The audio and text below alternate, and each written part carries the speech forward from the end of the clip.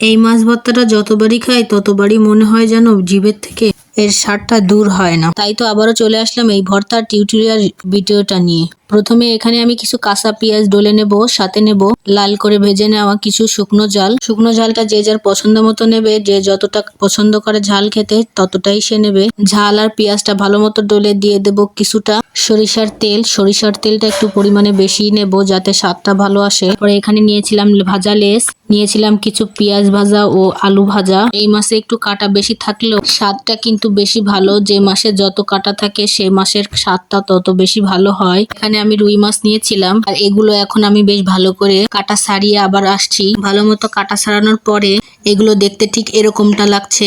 তারপরে সুন্দরভাবে একসাথে সবগুলো উপকরণ মাখিয়ে নেব। খুব সুন্দরভাবে কষলে কষলে মাখাতে হবে। যত সুন্দর মাখা ভালো হবে তত বেশি স্বাদ হবে। আর এর ভিতরে এমন ভাবে বাছতে হবে কাঁটাটা যাতে কোনো কাঁটা না থাকে, হলে কিন্তু গলায় বেঁধে যেতে পারে।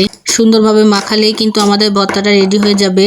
তারপরে আমরা এটা গরম ভাত দিয়ে খেতে পারি, আর সেই সাথে সাথে গরম ভাত দিয়ে খেলে কিন্তু বেশি স্বাদটা ভালো লাগে। আর এগুলো মাখানো হয়ে গেছে, আর ওই প্লেটেই আমি নিয়েছিলাম কিছু গরম ভাত ও পাশে ছিল কচু শাক, যেটা কিনা আমার খাওয়ার স্বাদটা আরো বেশি দ্বিগুণ বাড়িয়ে দিয়েছে। খুবই মজা লাগলো খেতে। মাছের লেজ ভর্তা ও সাথে ছিল কচু শাক, খেতে জাস্ট অসাধারণ লাগছিল। লেজ ভর্তাটা আপনারাও একবার বাসায় বসে ট্রাই করে দেখতে পারেন। ধন্যবাদ।